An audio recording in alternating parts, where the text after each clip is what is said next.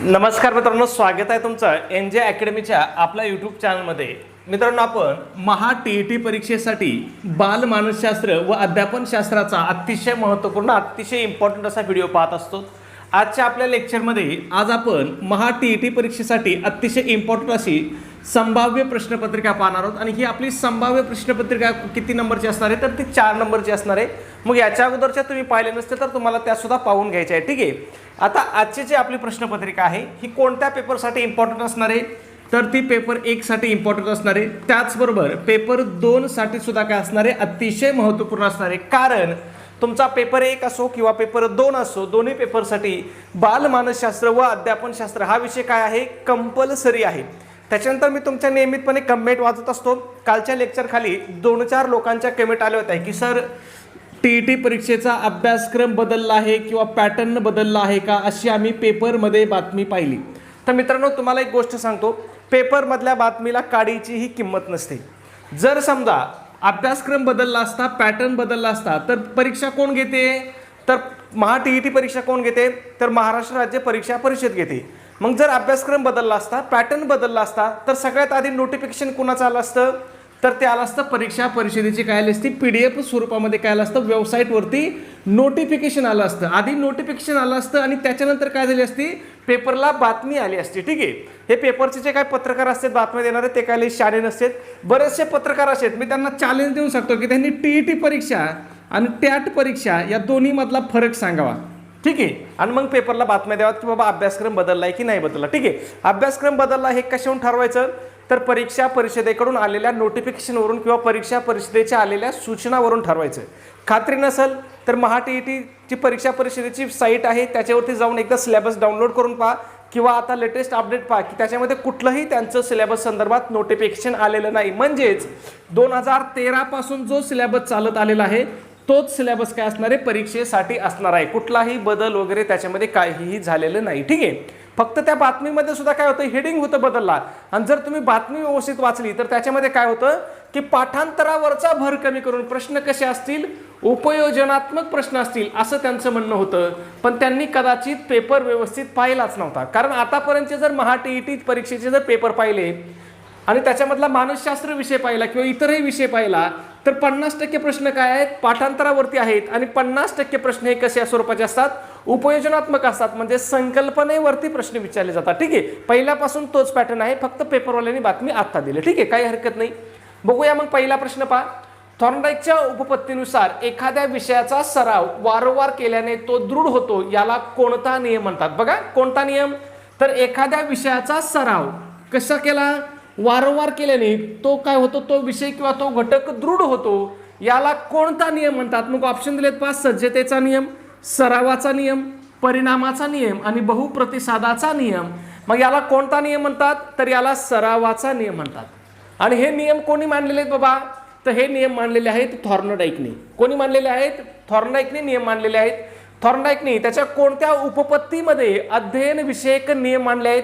प्रश्न विचारला जातो की थॉर्नडाईकची उपपत्ती कोणती आहे, मग त्याची उपपत्ती कोणती आहे, तर ती प्रयत्न प्रमाद उपपत्ती आहे. कोणती उपपत्ती आहे, प्रयत्न प्रमाद उपपत्ती आहे. या उपपत्तीमध्ये थॉर्नडाईकने काय केलंय, अध्ययन विषयक, कशाविषयक नियम मांडले त्यांनी, अध्ययन विषयक नियम मांडलेले आहेत. म्हणजे अध्ययनाचे नियम मांडलेले आहेत.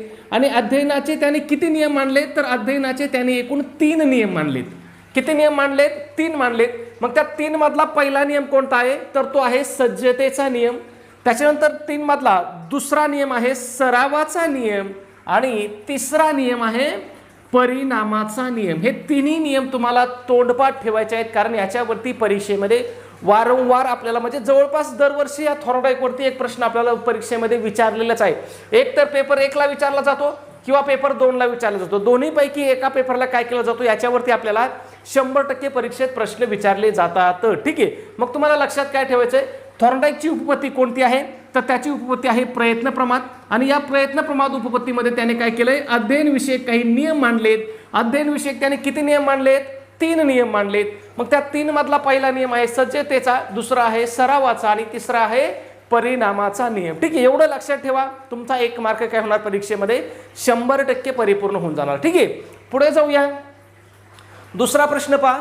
मनुष्य हा समाजप्रिय प्राणी आहे, हे विधान मानसशास्त्राच्या कोणत्या दृष्टिकोनाशी संबंधित आहे?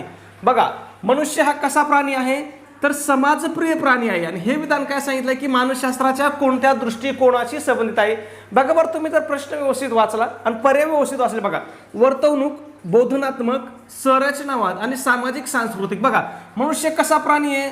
समाजप्रिय प्राणी आहे. म्हणजेच काय, तो सामाजिक आणि सांस्कृतिक या मानसशास्त्राच्या दृष्टिकोनाशी काय असणार आहे, तो संबंधित असणार आहे. कारण समाज कशामध्ये येतो, तर तो सामाजिक गोष्टीमध्येच समाज येतो. ठीक आहे, त्याच्यामुळे काय, सामाजिक व सांस्कृतिक मानसशास्त्राशी संबंधित किंवा मानसशास्त्राच्या दृष्टिकोनाशी संबंधित काय आहे की माणूस हा काय आहे, समाजप्रिय प्राणी आहे. ठीक आहे, त्याच्यानंतर बघा, इथे एक महत्त्वाचा प्रश्न विचारला जातो की खालीलपैकी कोणाच्या मते बालकाच्या विकासात सामाजिक आंतरक्रिया अत्यंत महत्त्वाची आहे? मग कोणाच्या मते बालकाच्या विकासामध्ये सामाजिक आंतरक्रिया अत्यंत महत्त्वाची आहे? तर ती वायगोट्स्कीच्या मते. ठीक आहे, लक्षात ठेवा.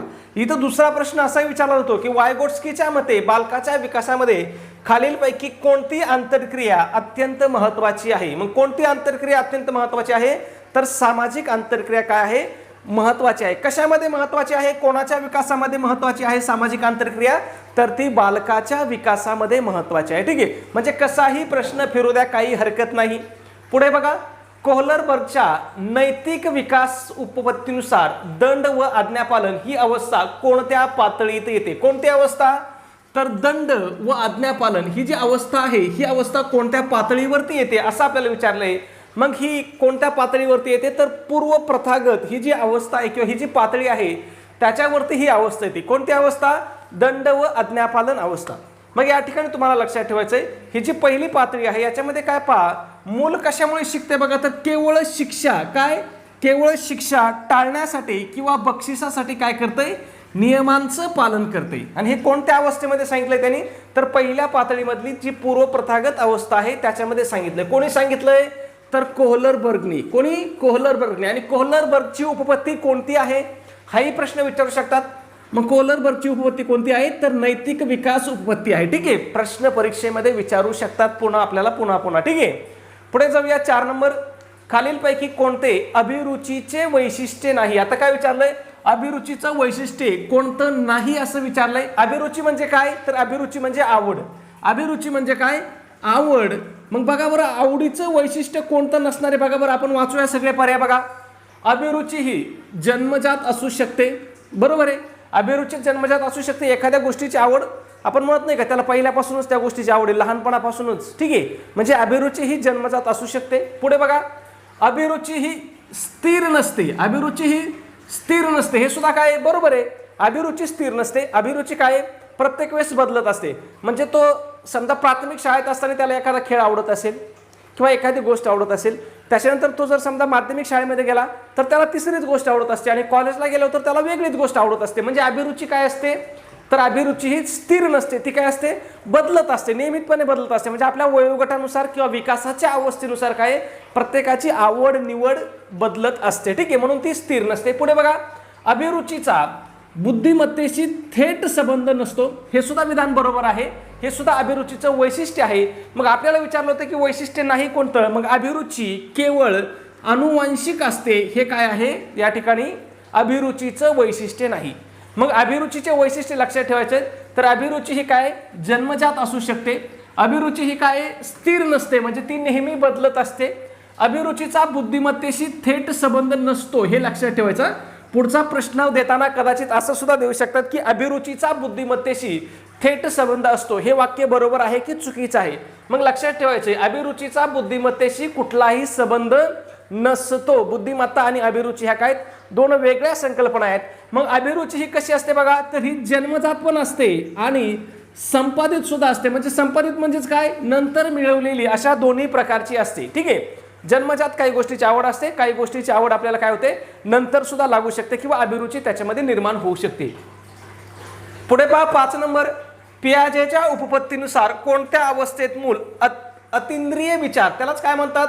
अबस्ट्रॅक्ट थिंकिंग करू लागते. कोणत्या अवस्थेमध्ये? मग बघा, क्रियापूर्व, मूर्त क्रियापूर्व, कारक संवेदी आणि औपचारिक क्रियात्मक. मग या ठिकाणी आपलं योग्य उत्तर काय असणार आहे? तर जी काही मूर्त क्रियात्मक अवस्था आहे त्या अवस्थेमध्ये मूल काय करतंय? तर अतिंद्रिय विचार किंवा ॲब्स्ट्रॅक्ट थिंकिंग करण्याचा काय करते, विचार करते. ठीक आहे, पुढे जाऊया. प्रश्न क्रमांक 16 नंबर. प्रगत संघटक हे अध्यापन प्रतिमान कोणी मांडले? कोणतं? तर प्रगत संघटक हे जे काही अध्यापन प्रतिमान आहे. आता आपल्याला अध्यापन प्रतिमानावरती, अध्ययन उपपत्तीवरती आणि अध्यापन पद्धतीवरती परीक्षेमध्ये सारखे म्हणजे वारंवार प्रत्येक परीक्षेमध्ये या 3 घटकावरती प्रश्न विचारले जातात. मग प्रगत संघटक हे अध्यापन प्रतिमान कोणाचं आहे? तर हे डेव्हिड आसुबलचं आहे. कोणाचं आहे? डेव्हिड आसुबलचं. कदाचित हा प्रश्न तुम्हाला असा सुद्धा विचारू शकेल की डेव्हिड आसुबेल यांनी खालीलपैकी कोणतं अध्यापन प्रतिमान मांडलंय? तर त्यांनी कोणतं अध्यापन प्रतिमान मांडलंय? तर ते प्रगत संघटक हे अध्यापन प्रतिमान मांडले. कोणी मांडलंय?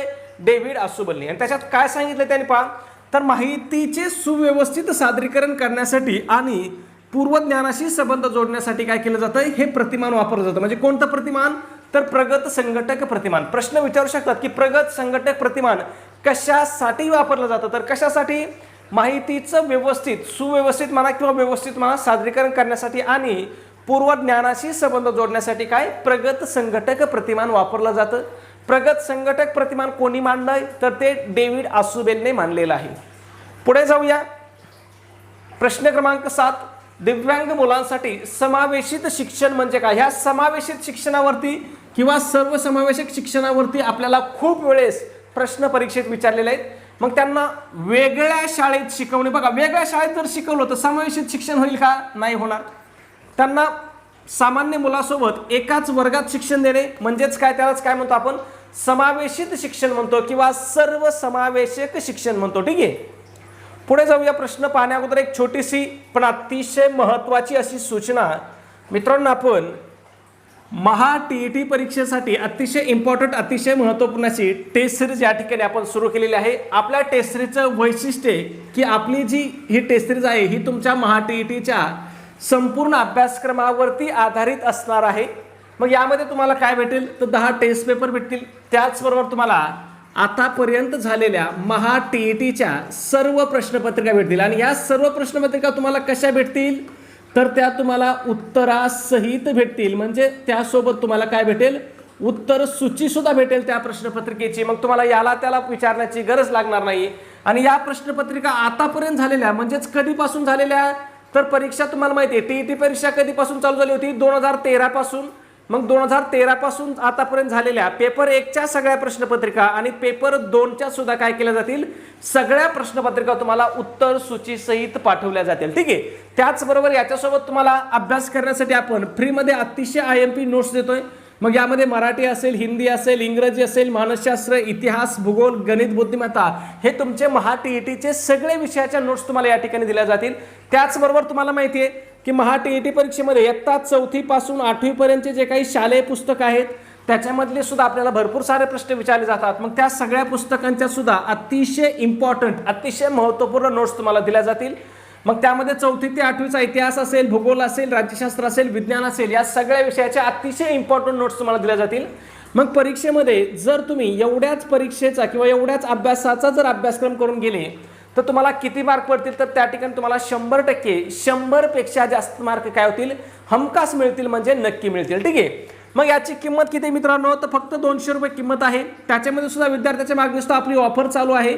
मग ऑफरनुसार जर तुम्ही आज आपली टेस्ट सिरीज घेतली तर ती तुम्हाला फक्त आणि फक्त किती रुपयाला भेटणार आहे?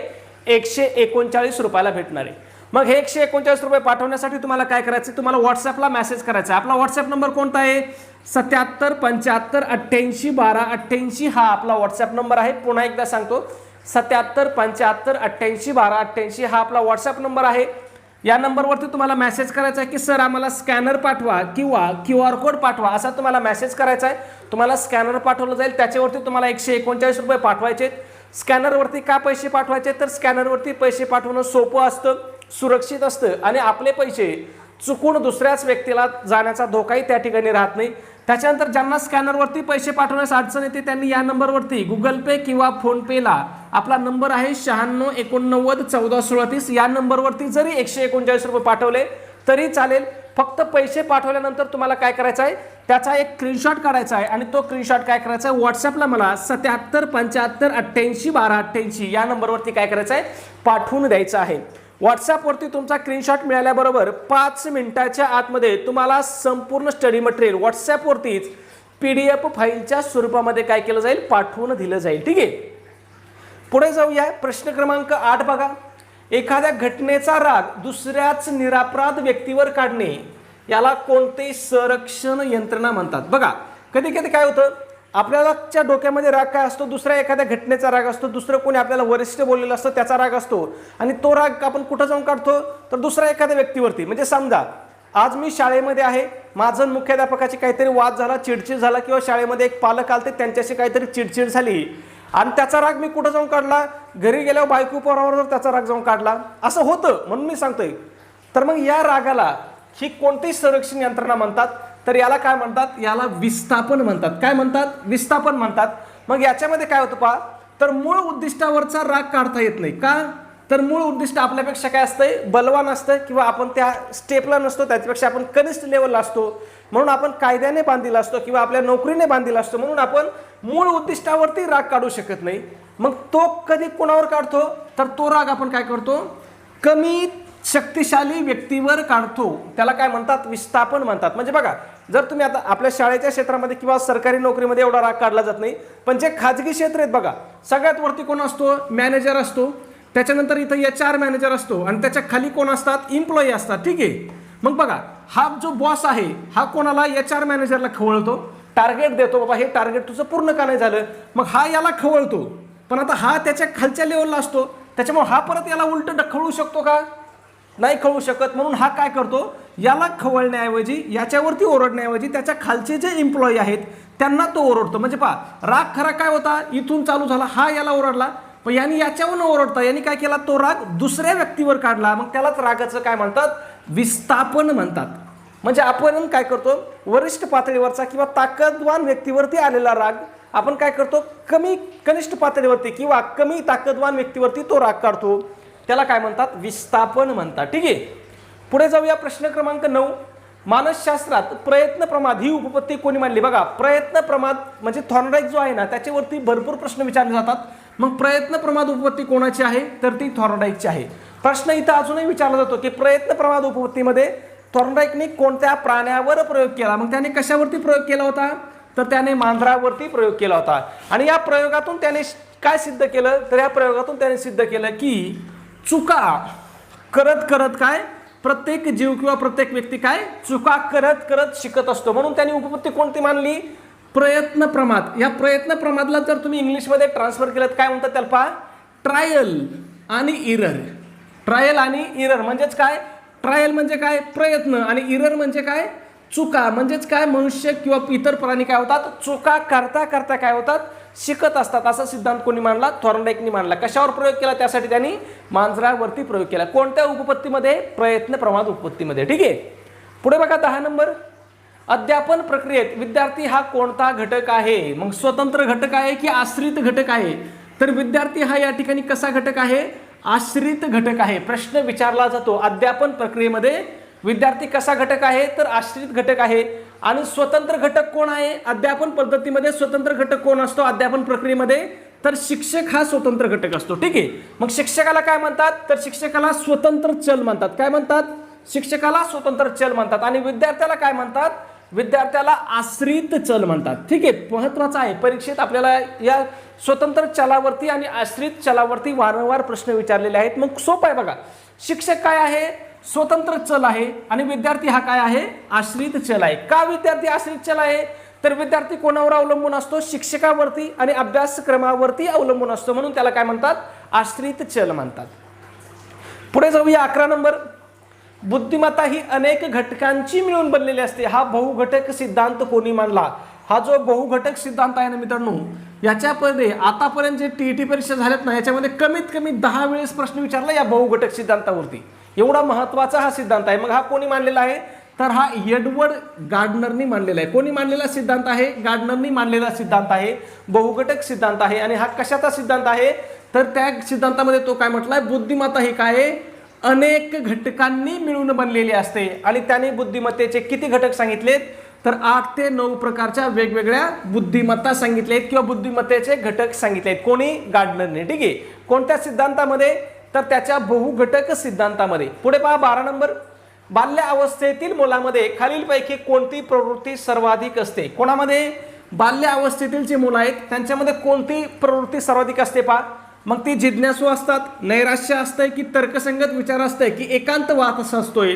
तर ते कसे असतात? जिज्ञासू असतात. बघा, हे जी बाल्य अवस्थेमधले मुलं आहेत ना ते आपल्याला सारखे प्रश्न विचारत असतात की बाबा हे असं काय आहे किंवा हे कसं घडलं, असे ते आपल्याला सारखे प्रश्न त्या ठिकाणी विचारत असतात. काय विचारत असतात? तर त्यांना काय करायचं असतं? आपल्या जगाबद्दल जाणून घेण्याची काय असते? उत्सुकता असते. म्हणजेच ते काय असतात? जिज्ञासू असतात. पुढे जाऊया. सूक्ष्म अध्यापन ही संकल्पना कोणी विकसित केली? सूक्ष्म अध्यापन त्यालाच काय म्हणतात? मायक्रो टीचिंग म्हणतात. या मायक्रो टीचिंग वरती सुद्धा आपल्याला भरपूर वेळेस प्रश्न विचारलेत. मग ही कोणाची संकल्पना आहे? तर ही doctor D.W. Allen, doctor Allen यांची ही संकल्पना आहे. लक्षात ठेवायचं, ॲलनची कोणती संकल्पना आहे? सूक्ष्म अध्यापन आहे. आणि इथं असाही प्रश्न विचारला जातो की सूक्ष्म अध्यापन ही पद्धत कशासाठी वापरली जाते? तर ही कशासाठी वापरली जाते? तर ही शिक्षकामधील कौशल्य वाढवण्यासाठी, शिक्षकामधल्या कौशल्यामध्ये वाढ करण्यासाठी, म्हणजे शिक्षकांना ट्रेनिंग देण्यासाठी ही पद्धत काय केली जाते? वापरली जाते. कोणती पद्धत? सूक्ष्म अध्यापन पद्धत. आणि ह्या जी ॲलनने ही पद्धत कशासाठी विकसित केली होती? तर पहा, त्यांनी स्टॅनफोर्ड विद्यापीठामधील शिक्षकामधील कौशल्य विकासासाठी किंवा कौशल्य वाढवण्यासाठी काय केली होती? ही पद्धत विकसित केली होती. पुढे पहा 14 नंबर, कॅथेटिक्स हे संवेदन कोणत्या शास्त्रज्ञाने मांडले आहे? कोणतं? कॅथेटिक्स हे जे संविधान आहे मग हे कोणी मांडलंय? तर हे टोलमननी मांडलेलं आहे. आणि हे कोणत्या उपपत्तीमध्ये मांडलंय किंवा टोलमनची उपपत्ती कोणती आहे? तर चिन्ह संकेत उपपत्ती आहे टोलमनची. आणि त्याच्यामध्ये त्यांनी कॅथेटिक्स हा शब्द वापरलेला आहे किंवा त्या उपपत्तीमधला हा शब्द काय आहे? महत्वाचा आहे. बालक म्हणजे कोरीपेटी हे विधान कोणाचे आहे? काय विचारलंय? बालक म्हणजे कोरीपेटी हे विधान कोणाचं आहे? कोरीपाटी, सॉरी पेटी नाही, पाटी. मग हे विधान कोणाचं आहे? तर हे जॉन लॉकचं विधान आहे. आणि त्यांनी त्याला कोणती संज्ञा दिली? पहा, टाबुला रासा ही संज्ञा दिलेली. याच्यावरती सुद्धा प्रश्न विचारलेला आहे की टाबुला रासा ही संज्ञा कोणाची आहे किंवा ही बालकाला कोणी संज्ञा दिली? टाबुला रासा. मग ही कोणी दिली होती? जॉन लॉकने दिली होती. का दिली होती? तर त्याच्या मते मुलाचं मन हे सुरुवातीला कसं असतंय? कोऱ्या कागदासारखं असतंय, कोऱ्या पाटीसारखं असतंय आणि अनुभवातून त्यावरती काय केलं जातं? ज्ञान लिहिलं जातं, असं त्याचं म्हणणं होतं. कोणाचं म्हणणं होतं?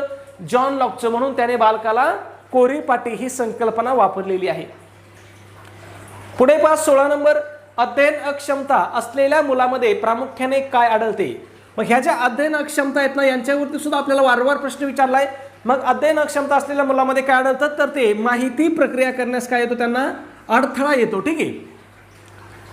पुढे जाऊया. प्रश्न क्रमांक 17, मर्मदृष्टीमूलक अध्ययनासाठी कोणता प्राणी प्रसिद्ध आहे? कशासाठी? मर्मदृष्टीमूलक अध्ययन. आता ही जी मर्मदृष्टीमूलक उपपत्ती आहे याच्यामध्ये कोणत्या प्राण्यावरती प्रयोग केला होता? तर तो चिंपांझी या प्राण्यावरती प्रयोग केला होता. आणि ही मर्मदृष्टीमूलक उपपत्ती कोणाची आहे? तर ही कोहलरची उपपत्ती आहे. कोहलर, हे चिकटलंय तसं नाही, कोहलरची उपपत्ती आहे. ठीक आहे, कोहलर असं नाव आहे. इथं ते नाव टायपिंग मिस्टेक झालंय. ठीक आहे, कोहलरची ही उपपत्ती आहे. आता हे नावं काय असतात? तर हे इंग्रजीतून मराठी ट्रान्सलेट केल्यामुळे ते नावं बदलतात. तुम्हाला फक्त साधर्म्य लक्षात ठेवायचे. मग ही कोहलरची उपपत्ती आहे. कोणती? मर्मदृष्टीमूलक उपपत्ती. त्याने कशावरती प्रयोग केला होता? तर सुलतान नावाच्या चिंपांझीवरती प्रयोग करून हे काय केलं होतं? ही उपपत्ती मांडली होती. लक्षात ठेवा, महत्त्वाचं आहे. पुढे जाऊया. 18 नंबर, खालीलपैकी कोणते मूल्य हे लोकशाही शिक्षणाचे मुख्य तत्व आहे? कोणत्या शिक्षणाचं? लोकशाही शिक्षणाचं. मग बघा, शिस्त, समानता, आज्ञापालन आणि स्पर्धा. मग लोकशाही शिक्षणामध्ये कोणतं महत्त्वाचं मूल्य आहे? तर समानता हे मूल्य आहे. काय समानता करायची? तर त्याच्यामध्ये प्रत्येक विद्यार्थ्याला समान संधी आणि दर्जा. आपले बघा, आपले जे संविधानाची प्रस्तावना आहे त्याच्यामध्ये सुद्धा आपण काय सांगितलेलं आहे? प्रत्येकाला दर्जाची व संधीची समानता दिलेली आहे. ठीक आहे, तसंच लोकशाही शिक्षणामध्ये सुद्धा काय? प्रत्येकाला दर्जाची आणि संधीची काय पाहिजे? समानता पाहिजे शिक्षणामध्ये. पुढे जाऊया. 19 नंबर, स्वसंशोधन पद्धत. स्वसंशोधन पद्धतीचे जनक कोण आहेत? मग स्वसंशोधन पद्धतीचे जनक कोण आहेत? H.E. आर्मस्ट्रॉंग आहेत. आपण याच्या आधी हा प्रश्न पाहिलेला आहे. मग ह्या पद्धतीमध्ये विद्यार्थी काय करत असतो? तर स्वतः माहिती शोधून निष्कर्ष काढत असतो. आपण हा काय पाहिला होता प्रश्न की खालीलपैकी कोणत्या पद्धतीमध्ये विद्यार्थी स्वतः माहिती शोधून काढत असतात किंवा स्वयं संशोधन करत असतात, स्व अध्ययन करत असतात? तर कोणत्या पद्धतीमध्ये? स्वयं संशोधन पद्धतीमध्ये. आणि ही स्वयं संशोधन पद्धती कोणाची आहे? तर ही आर्मस्ट्रॉंगची पद्धती आहे. लक्षात ठेवा. ठीक आहे, पुढे जाऊया. एक छोटीशी पण अतिशय महत्त्वाची अशी सूचना मित्रांनो, आपण महा टीईटी परीक्षा 2026 साठी अतिशय इम्पॉर्टंट अतिशय महत्त्वपूर्ण असा रेकॉर्डेड कोर्स सुरू केलेला आहे.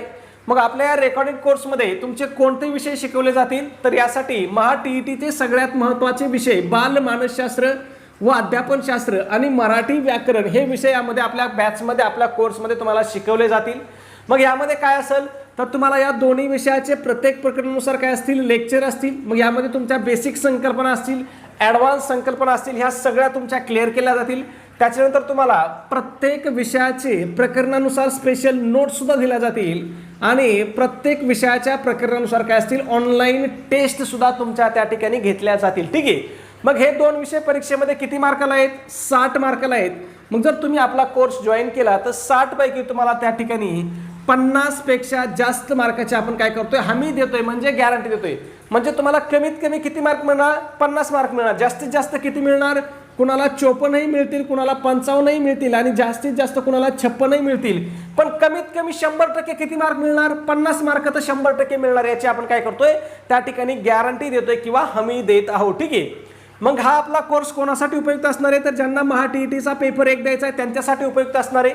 त्याचबरोबर ज्यांना महा टीईटीचा पेपर 2 द्यायचा आहे त्यांच्यासाठी सुद्धा आपला पेपर किंवा आपला कोर्स अतिशय महत्त्वाचा असणार आहे. कारण महा टीईटीचा पेपर 1 असो किंवा पेपर 2 असो, दोन्ही पेपरसाठी हे जे 2 विषय आहेत, कोणते? बाल मानसशास्त्र आणि मराठी व्याकरण, हे दोन्ही विषय कसे आहेत? अनिवार्य विषय आहेत, म्हणजे कंपल्सरी विषय आहेत. आणि हे तुम्हाला किती मार्काला आहेत? हे दोन्ही विषय तुम्हाला परीक्षेमध्ये 60 मार्काला कंपल्सरी विषय आहेत. म्हणून या 2 विषयाला काय म्हटलं जातं तर टीईटी परीक्षा पास करण्याची गुरुकिल्ली किंवा यशाची हमी, यशाची खात्री, यशाची चावी या 2 विषयाला म्हटलं जातं. ह्या 2 विषयाची चांगली तयारी जर तुम्ही केली तर तुम्ही परीक्षा सहज आणि आरामात काय होत आहे? पास होऊन जात आहे. ठीक आहे. मग आपल्या कोर्सची किंमत किती मित्रांनो? फक्त 1000 रुपये किंमत आहे. त्याच्यामध्ये आपली स्पेशल ऑफर चालू आहे. स्पेशल ऑफरनुसार जर तुम्ही आज आपल्या कोर्सला जॉईन झाले तर तो तुम्हाला फक्त आणि फक्त किती? 499 रुपयाला पडेल. 499 रुपये. आपले ॲप्लिकेशनचे 24 रुपये, असा तुम्हाला एकूण किती रुपये? 523 रुपये पेमेंट करावं लागेल. मग हे पेमेंट तुम्हाला कुठे करायचं आहे? तर आपलं ॲप्लिकेशन आहे त्या ॲप्लिकेशनमध्ये तुम्हाला पेमेंट करायचं आहे. मग आपल्या ॲप्लिकेशनचं नाव काय आहे? तर NG क्लासेस या नावाने आपलं ॲप्लिकेशन आहे. मग तुम्हाला हे ॲप्लिकेशन कुठे भेटेल? तर गुगल प्ले स्टोअरला आहे. आपल्या व्हिडिओच्या डिस्क्रिप्शनमध्ये मी लिंक देतो, किंवा तुम्ही जर आपल्या या व्हॉट्सॲप नंबरवरती 77 75 88 12 88 या नंबरवरती जर मेसेज केला की सर आम्हाला ॲप्लिकेशनची लिंक पाठवा, तर तुम्हाला त्या ठिकाणी ॲप्लिकेशनची सुद्धा लिंक पाठवली जाईल. ॲप्लिकेशनमध्ये जर तुम्ही 523 रुपये पे केले तर तुम्ही पेमेंट केल्याबरोबर काय होत आहे? बॅचला जॉईन होत आहे. त्याच्यानंतर बऱ्याच लोकांना ॲप्लिकेशनमध्ये पेमेंट करता येत नाही. मग त्यांनी गुगल पे, फोनपेनी आपला जो नंबर आहे 96 89 14 16 30 या नंबरवरती जर फक्त आणि फक्त 499 रुपये जर पाठवले तर तुम्हाला काय, मी स्वतः कोर्सला तुम्हाला जॉईन करू शकतो. ठीक आहे. तुम्हाला फक्त काय करायचं आहे? 499 रुपये पाठवायचे या नंबरवरती 96 89 14 16 30. आणि जर तुम्हाला ॲप्लिकेशनमध्ये डायरेक्ट पेमेंट करता येत असेल तर ते तर अतिउत्तम आहे. 523 रुपये ॲप्लिकेशनमध्ये पेमेंट करा, तुम्ही बॅचला आपोआप जॉईन होता आलं. ठीक आहे. पुढे जाऊया. प्रश्न क्रमांक 20. अभिसंधान म्हणजे काय? मग अभिसंधान म्हणजे काय? बघा, पाठांतर करणे, साहचर्य प्रस्थापित करणे, विसरणे आणि केवळ निरीक्षण करणे. मग अभिसंधान म्हणजे काय? तर साहचर्य प्रस्थापित करणे. मग आता कशामध्ये साहचर्य प्रस्थापित करायचं असते? बघा, तर नैसर्गिक उत्तेजक आणि कृत्रिम उत्तेजक यांच्यात नाते जोडणे किंवा साहचर्य प्रस्थापित करणे म्हणजेच काय? तर अभिसंधान होय. प्रश्न विचारू शकता. ठीक आहे.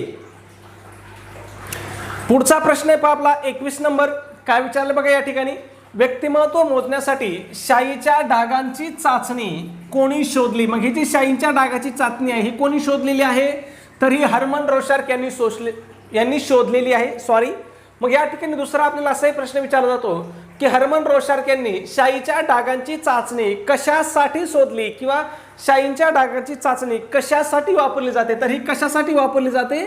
व्यक्तिमत्व मोजण्यासाठी वापरली जाते. इथं अजून एक प्रश्न विचारला जातो, तो म्हणजे हर्मन रोशार्क यांनी व्यक्तिमत्व मोजण्यासाठी कोणती चाचणी विकसित केली? तर कोणती चाचणी विकसित केलेली आहे त्यांनी? शाईच्या डागांची चाचणी. आणि इथं अजून एक प्रश्न विचारला जातो की शाईच्या डागाची चाचणी ही कोणत्या तंत्राची आहे? तर ही कोणत्या तंत्राची आहे? तर ही एक प्रक्षेपण तंत्राची चाचणी आहे. परीक्षेत विचारलेला प्रश्न आहे. पेपर 1ला हा प्रश्न विचारला होता की शाईच्या डागाची चाचणी ही कोणत्या तंत्राची चाचणी आहे किंवा कशाची चाचणी आहे? तर ही कोणत्या तंत्राची चाचणी आहे? ही प्रक्षेपण तंत्राची चाचणी आहे. ठीक आहे. कशासाठी वापरली जाते? व्यक्तिमत्व मोजण्यासाठी. कोणी विकसित केली? हर्मन रोशार्कने विकसित केली. ठीक आहे. 22 नंबर, ऑपरेट कंडिशनिंग म्हणजेच अभिक्रमित अध्ययन ही उपपत्ती कोणी मांडली? बघा, खूप महत्वाचा ॲडव्हान्स लेवलचा प्रश्न आहे. मग अभिक्रमित अध्ययन किंवा ऑपरेट कंडिशनिंग ही कोणाची आहे? तर ही स्किनरची उपपत्ती आहे. बघा, स्किनरने कोणती उपपत्ती मांडली आपल्याला माहिती आहे. स्किनरने कोणती उपपत्ती मांडली होती? तर साधक अभिसंधान उपपत्ती मांडली होती. कोणती? साधक अभिसंधान. पण या साधक अभिसंधानालाच काय म्हणतात पहा? ऑपरंट कंडिशनिंग. ठीक आहे. साधक अभिसंधानालाच काय म्हणतात? ऑपरंट कंडिशनिंग म्हणतात. मग ही उपपत्ती कोणाची आहे? B.F. स्किनरची आहे. त्याच्यानंतर बघा, याच उपपत्तीच्या तत्वावर आधारित त्याने पुढे कोणती उपपत्ती मांडली होती? अभिक्रमित अध्ययन ही उपपत्ती विकसित केली होती, ज्यामध्ये त्याने काय केलं होतं? अध्ययनाचे लहान लहान टप्पे करून विद्यार्थ्याला त्याच्या गतीने शिकण्याची संधी दिली होती. मग असाही प्रश्न विचारू शकतात की खालीलपैकी कोणी अध्ययनाचे लहान लहान टप्पे करून विद्यार्थ्याला त्याच्या गतीने शिकण्याची संधी दिली जावी असं मत मांडलं होतं? तर ते कोणी मांडलं होतं? B.F. स्किनरनी मांडलं होतं. त्याची उपपत्ती कोणती आहे? साधक अभिसंधान आहे. याच्यापासूनच त्याने पुढे कोणती उपपत्ती विकसित केली होती? तर ती अभिक्रमित अध्ययन. कुठल्याही पुस्तकामध्ये दिलेलं नाही या अभिक्रमित अध्ययनावरती, पण परीक्षेत प्रश्न विचारला होता. ठीक आहे. पुढे जाऊया. प्रश्न क्रमांक 23, विकासाच्या कोणत्या अवस्थेला वादळ आणि तणावाचा काळ असं म्हणतात? भरपूर वेळेस प्रश्न विचारला की कोणत्या अवस्थेला वादळ आणि तणावाचा काळ म्हणतात. मग कोणत्या अवस्थेला म्हणतात? तर किशोर अवस्थेला काय म्हणतात? वादळ आणि तणावाचा काळ म्हणतात. इथं अजून एक प्रश्न विचारला जातो की खालीलपैकी कोणी किशोर अवस्थेला वादळ आणि तणावाचा काळ असं संबोधलं आहे? मग कोणी म्हटलंय? तर ते स्टॅनले हॉल यांनी म्हटलंय. का म्हणलंय? तर स्टॅनले हॉल यांच्या मते या काळामध्ये होणाऱ्या शारीरिक आणि मानसिक बदलामुळे मुलामध्ये काय तणाव निर्माण होतो, म्हणून याला काय म्हटलं त्यांनी? वादळ आणि तणावाचा काळ म्हटले. पुढे जाऊया. 24 नंबर, शिक्षकाने वर्गात प्रश्न विचारण्याचे मुख्य कारण काय असते? बघा, आता आपण नेहमी वर्गामध्ये काय करतो? विद्यार्थ्याला प्रश्न विचारतो. मग या प्रश्न विचारण्याचं कारण नाही विचारलं फक्त, तर काय विचारलंय? मुख्य कारण काय आहे? मग बघा, मुलांना शांत ठेवण्यासाठी, मुलांचे लक्ष वेधण्यासाठी, मुलांच्या पूर्वज्ञानाची चाचणी घेण्यासाठी आणि वेळ घालवण्यासाठी. मग मुख्य कारण काय आहे? तर मुलांच्या पूर्वज्ञानाची चाचणी घेण्यासाठी काय केलं जातं? मुलांना वर्गामध्ये प्रश्न विचारले जातात. ठीक आहे. पुढचा प्रश्न बघा, 25 नंबर, आपला शेवटचा प्रश्न.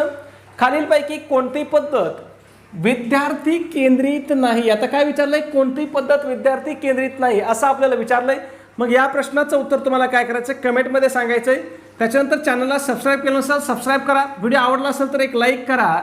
आणि सगळ्यात महत्त्वाचं, आपला व्हिडिओ तुमच्याकडे असणाऱ्या शैक्षणिक ग्रुपला किंवा तुमच्या मित्रपरिवाराला नक्की शेअर करत चला, पाठवत चला. धन्यवाद मित्रांनो.